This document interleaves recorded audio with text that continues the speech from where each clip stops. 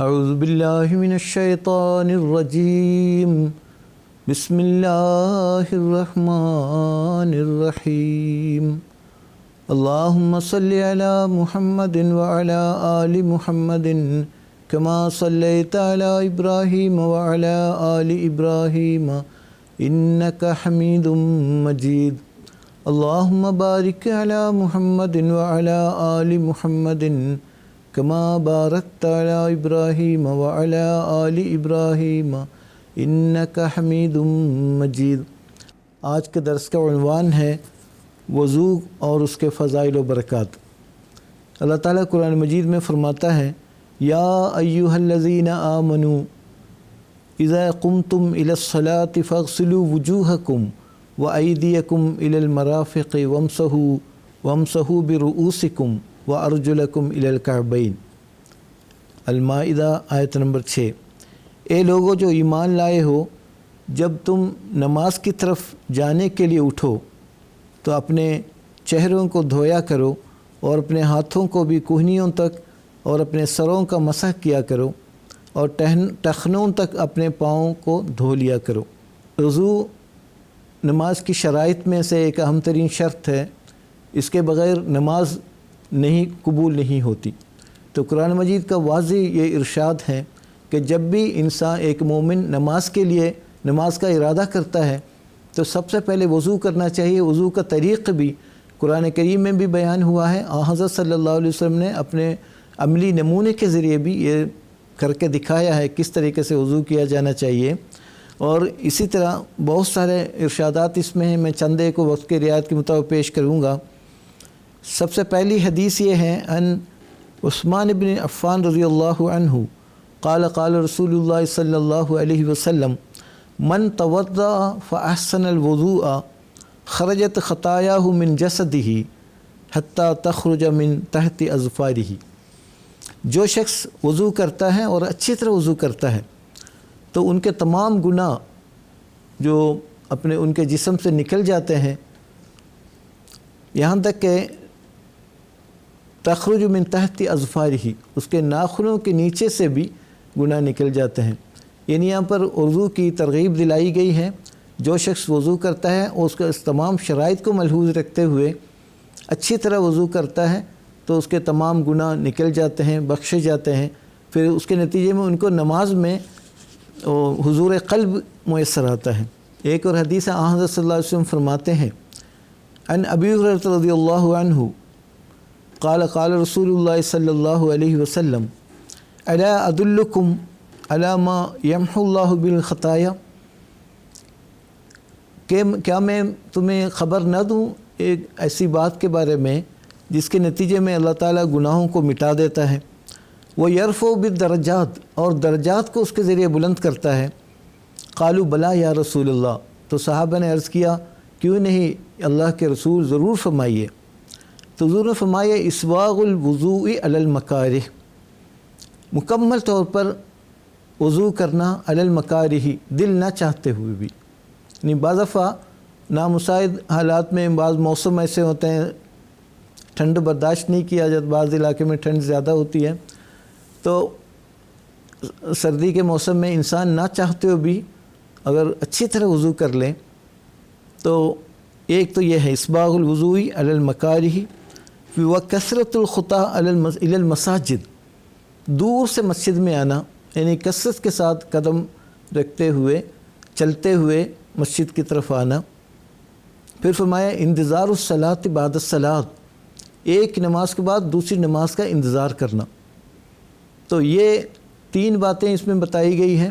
ایک تو یہ ہے کہ اسباغ الوضوء علی المکارہ، انسان دل نہ چاہتے ہوئے بھی اچھی طریقے سے وضو کرنا۔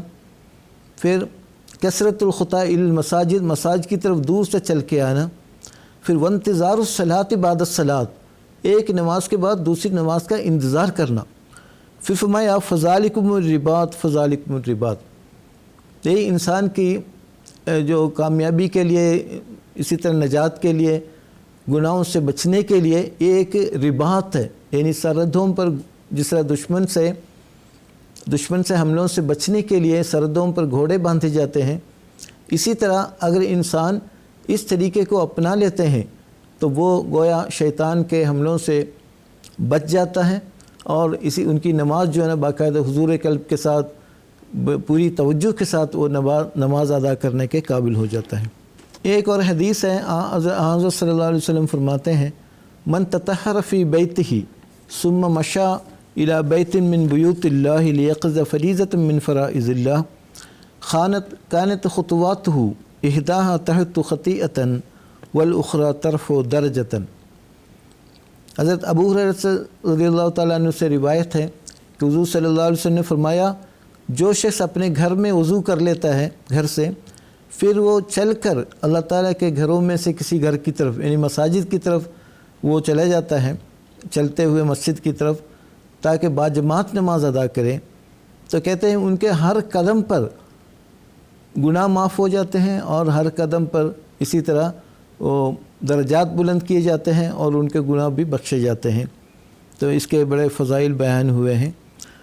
تو پھر فرمایا مفتاح الصلاۃ الطہور، کہ مفتاح الصلاۃ نماز کی چابی وضو ہے، پاکیزگی اختیار کرنا ہے۔ تو وضو کی اہمیت میں ایک بات یہ بھی بتا دوں کہ حضور صلی اللہ علیہ وسلم کی سنت مبارکہ یہ ہے کہ آپ جیسے بستر میں چلے جاتے ہیں آرام کے لیے، سونے کے لیے، اس وقت بھی آپ نماز کے جیسے ہی نماز میں جیسے وضو کرتے ہیں ویسے ہی آپ وضو فرماتے تھے۔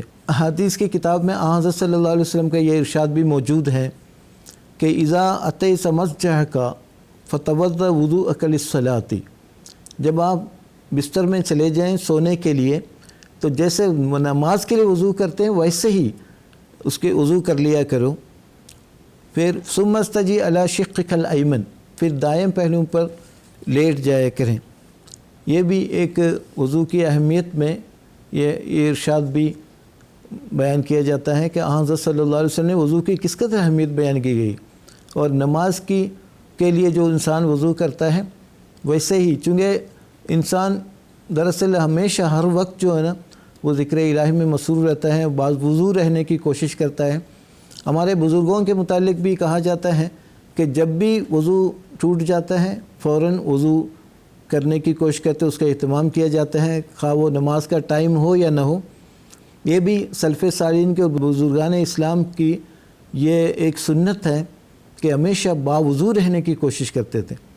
اس میں جذبات کو فروغ کرنے میں، اسی طرح خیالات کو خدا کی طرف اپنے ذہن کو مرکوز کرنے میں یہ بہت زیادہ فائدہ مند ثابت ہوتا ہے۔ کہ اس سلسلے میں ایک اقتباس پیش کر کے میں اس درس کو ختم کرتا ہوں۔ آیت کریمہ خذوا زینتکم عند کل مسجد کی تشریح میں حضور ایدہ اللہ تعالیٰ بسم عزیز فرماتے ہیں، پھر زینت ظاہری کے بارے میں اور نماز میں توجہ رکھنے کی وجہ سے وضو کا بھی حکم ہے۔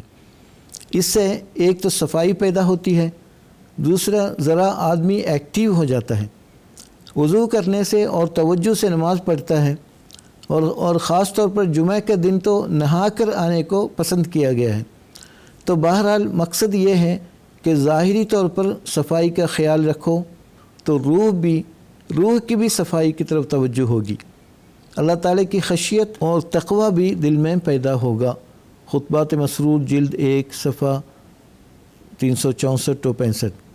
بس اللہ تعالیٰ ہم سب کو ان ارشادات پر کما کو عمل کرنے کی توفیق عطا فرمائے۔ وآخر دعوانا ان الحمد للہ رب العالمین۔